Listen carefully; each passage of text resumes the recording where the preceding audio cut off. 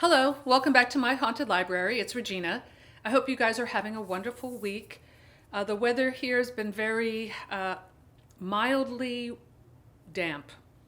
Haven't gotten hardly any snow this winter. I'm very disappointed, but we still have a ways to go, despite what the groundhog says. Anyway, I wanted to do a quick review video of this book called Vampires of Lore, Traits and Modern Misconceptions by A.P. Sylvia by Schiffer Publishing.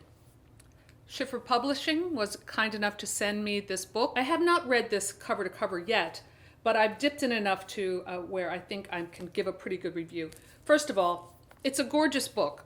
Beautiful, beautiful map inside, lovely illustration. I really appreciate the aesthetics of a book. So you may know from some of my other videos, I was on a total vampire kick the last half of 2019, and I not only read a lot of vampire fiction, but I also read some of the source material for vampires. So this fits right in with that. So this book is not fiction. It's looking at real life examples, and some of them are really scary, about how these vampire myths began based on real events, like not being able to see the reflection in the mirror, not being able to tolerate sunlight and garlic, or religious icons like the cross. So in the preface of this book, the author writes about going to New York City in Times Square. There is a Ripley's, believe it or not, museum, and on display there is a vampire killing kit. And I've seen pictures of this kit on the internet, and I definitely want one. In fact, I might make my own. I just think it's a really great idea. And there was some speculation of, is this actual kit real? Like, it has the stake, it has the hammer, it has the cross, the holy water, the mirror, the garlic, everything you would need to fight a vampire. And that got the author thinking about these different conceptions or misconceptions about vampire lore and where they come from. So for example, mirrors. Now we all know that the vampire cannot see his or her reflection in a mirror.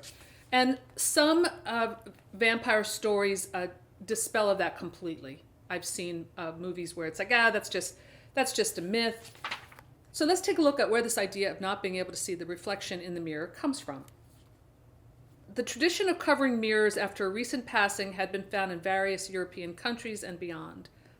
However, the common explanation for the practice doesn't concern vampires. Rather, the belief was that a person might die if they saw the reflection shortly after a death had occurred. In Burma, it seems the opposite was true. A mirror might be placed next to a corpse to prevent a living person's soul from following after the deceased. So there seems to be some folk legends around mirrors that then Bram Stoker incorporated into his novel Dracula. So vampires are always going to fascinate us, and this book is a nice addition to your library shelf if you're really into vampire fiction. So thanks again for Schiffer Publishing for sending me a copy of Vampires of Lore. I'm really enjoying dipping into it. So if you're into vampires, really want to do a deep dive, highly recommend you pick up a copy of this. So that's all I have for today. Thanks again for stopping by my haunted library, and I'll see you soon. Bye.